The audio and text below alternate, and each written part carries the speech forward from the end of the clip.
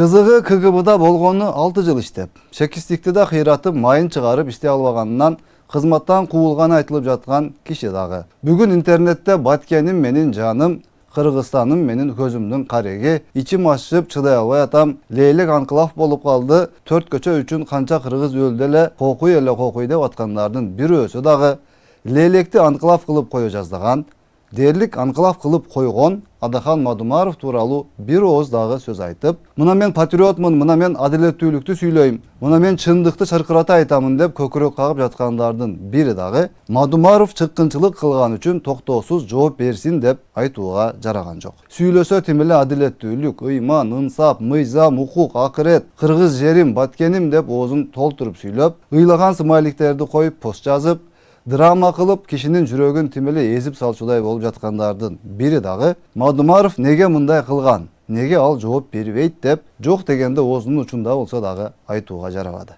Бул накта эки жүздүүлүк болгондо анан эмне?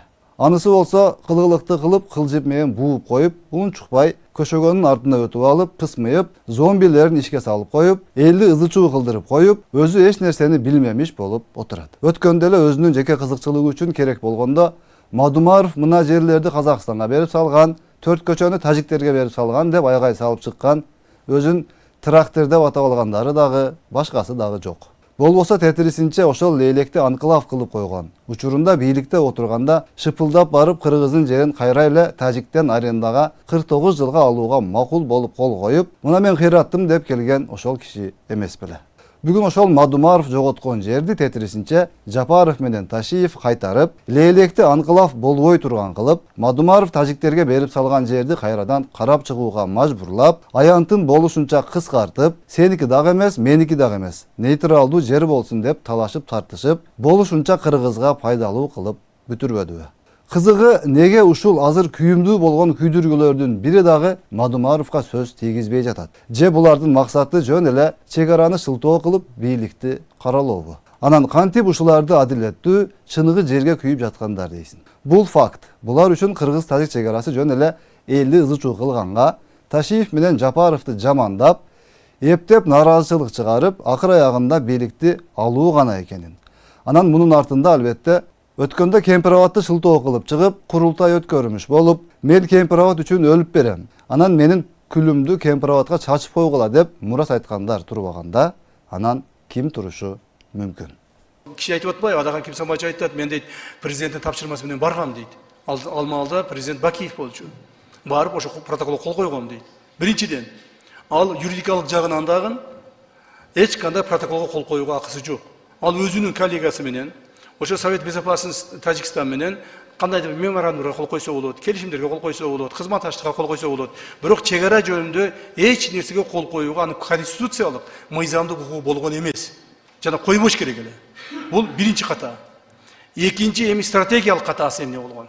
Булар ушул 275 метр жерди бул Тажикстандын жери, биз арендага алабыз 49 жылга деп ошого макулдашып протокол жазып протокол кол коюшкан.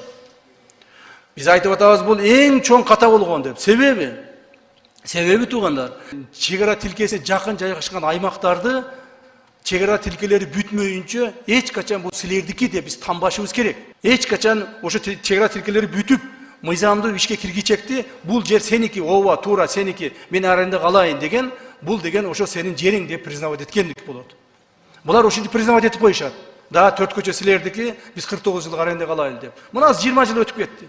Дагы 29 жылдан алар бизди айдан кууп чыгат дагы айтат болчу. Бул жер биздики, мына сен кол койгон протоколуң бар. 49 жылың бүттү арендаң депчи. Демек.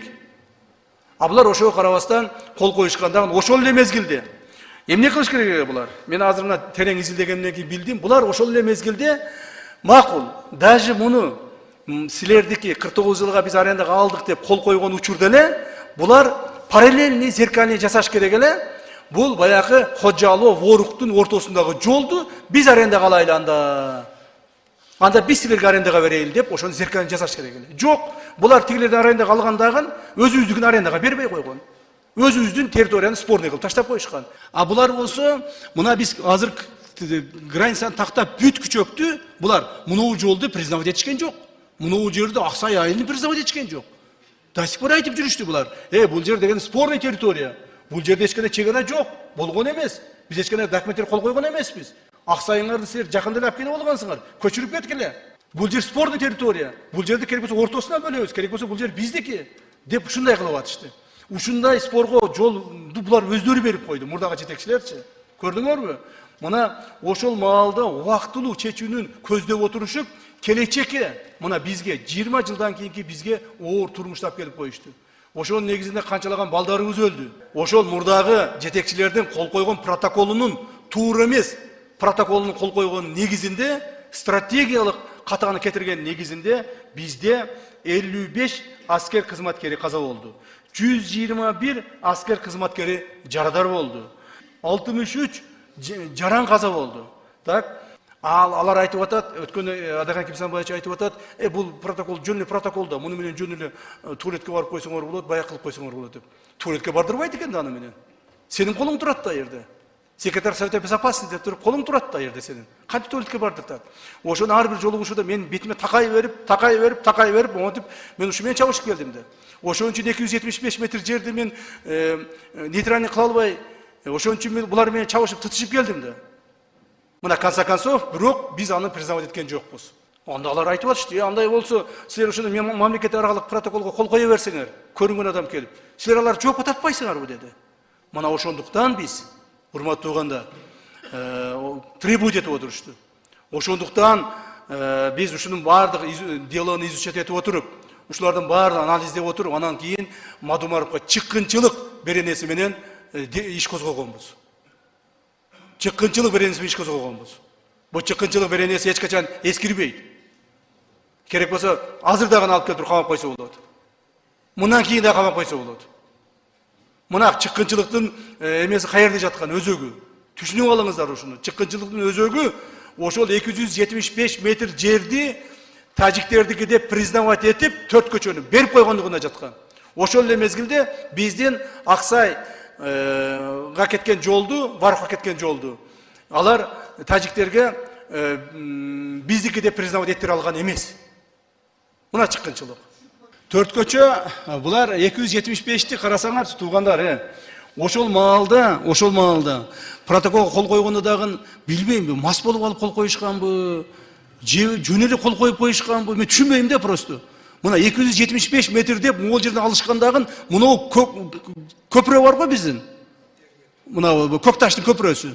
Мына биздин көпүрө бар, ушу көпүрөнү кошуп туруп кол коюп беришкен, Мына 275 метр мынерге чейин келмек. Мына мынерге чейин келип, мынерден кошуп көпүрөнү кошуп туруп, буларга полный доступ кылып, мынаяка Саманьон док майылдарына доступту беришкен дагы, кол коюп беришкен. Köprü dağın bularga ötüp ketken. Toys köprünü biz kurgan köprünü dağın biz bulardan arendaga kayra alat ekenmiz da. 49 yılgaç. Вот в чем вопрос. Эми biz ne kıldık? Ушул 275 metrdi biz kıskartıp köprünü özümüzge kaldırdık mına. Mına köprü bizde kaldı emiçi. Emi 253 metre olup kaldı mına ol. 275 emez, 253. Biz uşunusuna çeyin köngül burduk. Sebebi kanti biz köprünü beremiz. Bu köprü деген стратегиялык köprü да биздики. Мына. Булар Моңголдуп туруп 275 чейин келген эле бу жерге чейин. Биз муну кыскарттык дагы 253 түшүрүп туруп, köprü биз тарапта калды. Köprünүн ортосунан бөлөйлү, köprünүн чекесинен бөлөйлү деп приблизительно бир 3-4 ай бир köprü үчүн жүрдүк биз. 3-4 ай. Ушуну консеквенция биз акырында барып туруп, анан кийин мына ушун негизинен чабыш болду. Дагы бир жолу айтайын, эми köprü бизде калды. 253 метр болуп калды. 275 эмес. Эсиңерди тутуп алгыла. Мындан ары 253 деп айткыла. Ушу менен бул жер дагы нейтральный болуп калды. Бул жерде эми булардыкы да эмес, биздики да эмес, ортодогу жер, бул жер. Бул жер эми мурда булардыкы деп признавать этип бергенбиз да. Эми признавать этпестен кайрадан нейтральныйга алып келдик. Азыр айтып атышпайбы? Кече күнү өмөдөн бирөө айтат, жанагы интернеттен. Бул чечимди кабыл алгандан кийин дейлик анклавда калып кетти дейт. Акылыңар барбы? Туугандар, кантип калып кетет?